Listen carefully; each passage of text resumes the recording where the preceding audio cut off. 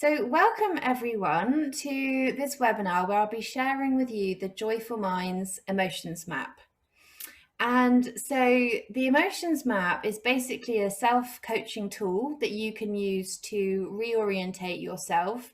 So, our default unconscious orientation is safety. And this tool allows you to reorientate yourself to joy and fulfillment and happiness. And so I'll be talking through the tool today, showing you how to use it and also explaining a bit about why it's important. So for those of you that don't know me, my name's Sarah Watts. I am the founder and transformational coach at Joyful Minds, and I have just over 20 years experience now of working with people and organizations. And I'm really passionate about leadership and culture. And fundamentally, I'm passionate about personal growth and living a life that you would choose. So just before I talk through the tool, I thought it would be helpful to run through some of the science and psychology on which the tool is based. So the first thing to call out here is that there's a bit of a chain reaction that happens. So first of all, we have a thought. That thought generates a feeling, an emotion, and based on that feeling and emotion, we behave a certain way, we act a certain way, and based on that behavior or that action, we'll get an end result.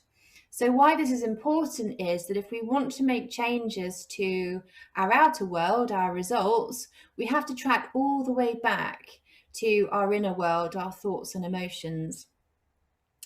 And so let's give a couple of examples about how this might play out. So take an example where perhaps I'm presenting in a meeting and I'm presenting an idea, and one of my colleagues becomes critical of my ideas and very vocal about it.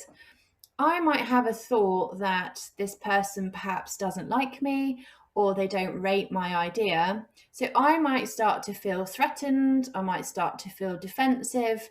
And so how I behave is that perhaps I become defensive, and maybe I start to be critical towards that colleague in response.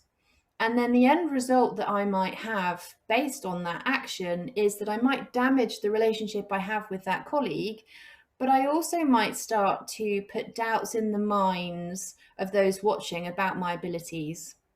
So sometimes when we respond from a place of our emotions, we can behave in such a way that can really exacerbate the thing we're trying to avoid happening. So let me give you a couple of other examples.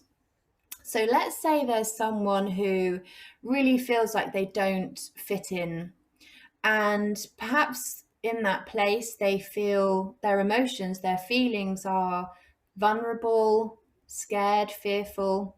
So perhaps what they do in response to that, they behave in a way that actually rejects any advances of friendships or any types of ways they might get included. And the end result is they're not included, they don't build those relationships.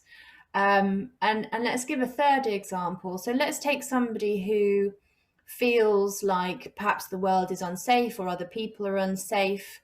The emotions there might be fear, it might be feeling threatened and defensive. And so perhaps they behave in such a way as they might test other people to see if this person is trustworthy. And the end result perhaps they get when they show up that way is that people walk away from them, or they might even find that people start to behave in a way that isn't exactly honest. And that's because the other people can't feel like they can be open and honest with that person.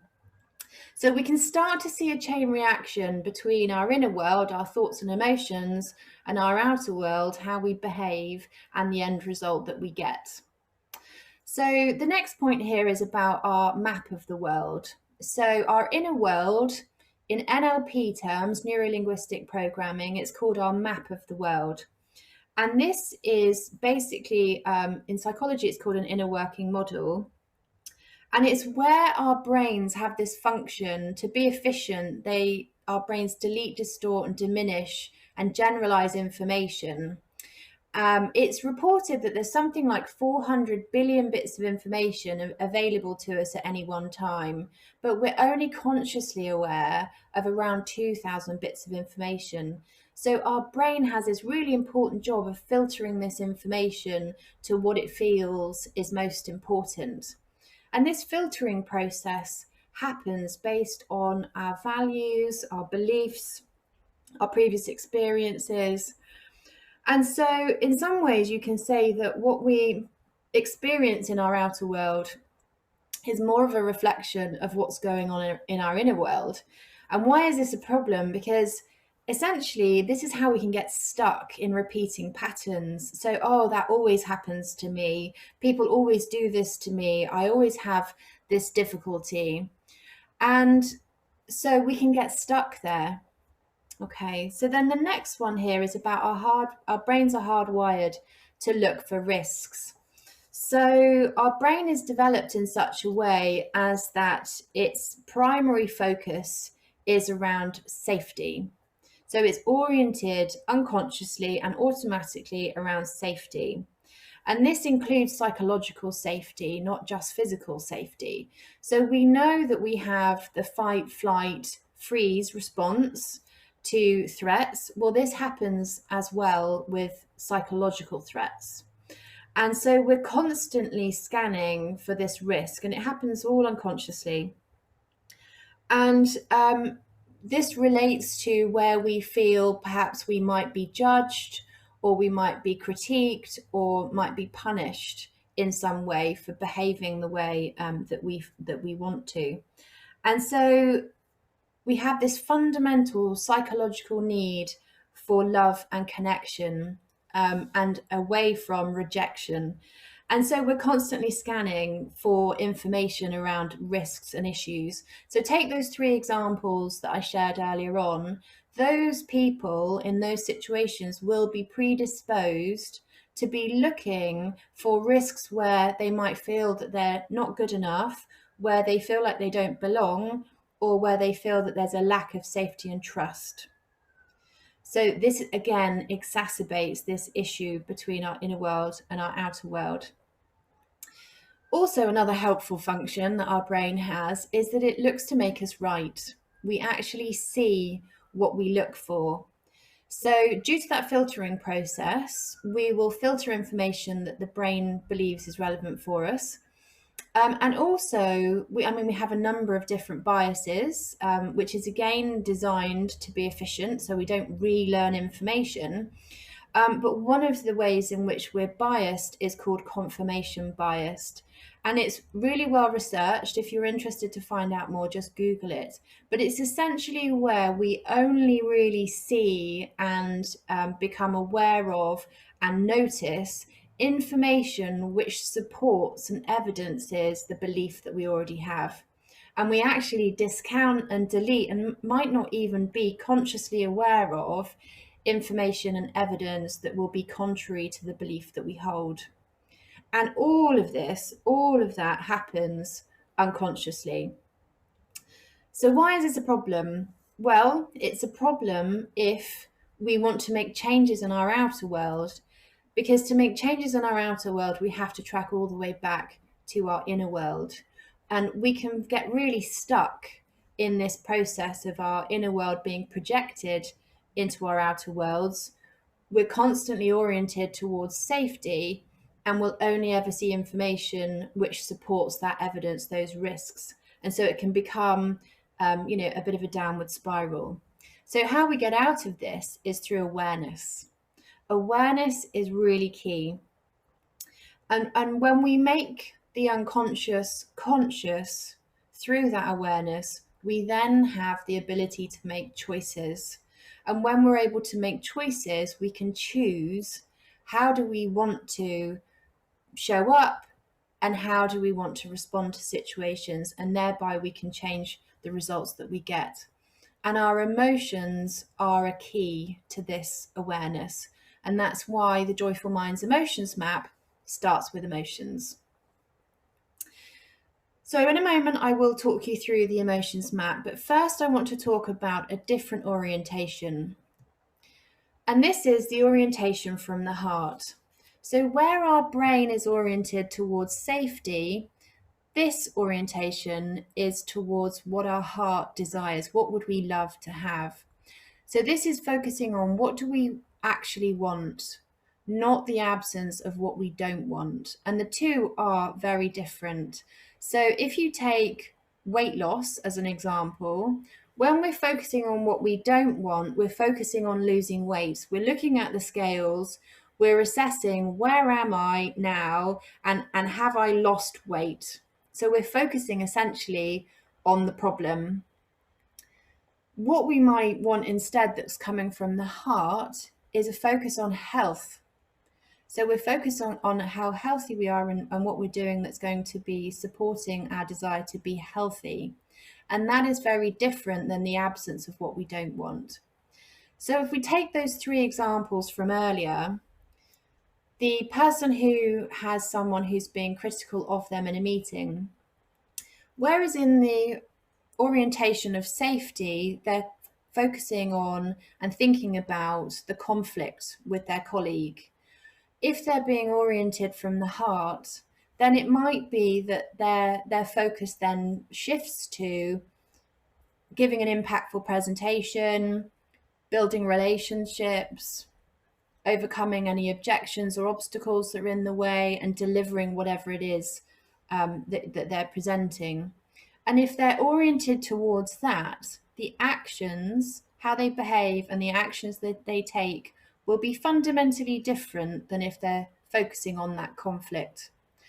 If we take the second example of the person who feels like they don't belong, if they're oriented from the heart, then what they want instead is actually to have meaningful relationships. And when they're focused on having meaningful relationships, how they're going to show up and how they're going to act is going to be very different than when they're feeling threatened and defensive and that they're trying to avoid rejection. And then the last one, the person who feels like there's a lack of safety and trust, where they're focused on safety, it's about staying safe in this distrustful relationship they have with other people. If they're oriented from the heart, then actually their focus might be on how do they get inner guidance themselves? How do they find that guidance from within themselves and not from others? And that will mean they will show up entirely differently and take entirely different actions than if they were focused only on safety. So we can see then that when we orientate ourselves from the heart, from this higher level, this focus on a higher level, when we're in that place, we start to see more possibilities and more opportunities. The filtering process that was working against us previously starts to work for us and support us in showing different ways that we could achieve that aim. And we start to orientate ourselves towards joy and fulfillment and creating a life that we would choose. So I'd like to present to you the Joyful Minds Emotions Map. And this is a visual representation of a variety of different emotions. And in that visual representation, we're using metaphors. And our brains absolutely love metaphors. Just notice how often we use metaphors in our language. And we've got this really high vibe levels of emotions out in the planets of elation and enlightenment, and we're down in the lower emotions in the swamp of helplessness, despair, and shame. And then we've got everything in between. So I was talking about how self-awareness is really key. And with using this tool, the emotions map, what we're doing is we're starting to name our emotions. So, I mean, you might well recognize this in yourself. Quite often when someone says, how are you doing? I mean, if we're actually going to share with them how we're actually doing, we might still use general terms like stress. I'm feeling stressed. But actually, there's something else, isn't there, underneath that stress? It might not be stress. It might be, I'm actually feeling overwhelmed. I'm actually feeling angry. I'm actually feeling defensive. I'm actually feeling fearful. So when we start to name our emotions, we're actually being honest and pinpointing, where am I actually? The other aspect of this is it's well documented that when we start to expand our emotional vocabulary, it has a really positive link with well-being. Because when we name our emotions, just the very act of naming them can also reduce their intensity. So, knowing that emotions, our feelings, are part of that chain reaction between our inner world and our outer world, emotions are actually the threshold between the two, the inner world and the outer world. And this provides an opening for us to really explore what's going on in our inner world. So I hope you've enjoyed hearing about the Joyful Minds Emotions Map. You can download it for free on the Joyful Minds website, which is joyfulminds.co.uk. And if you visit the Joyful Minds Academy page to do that, do let me know how you get on using it. And if you've got any questions, do get in touch. And remember that regular mindfulness and self-coaching are practices that are really helpful. And we also go further when we go together. So if you would like to find out more about working with me, check out my services that I offer on my website, all of which are in service to creating a life that you would love. Thanks very much.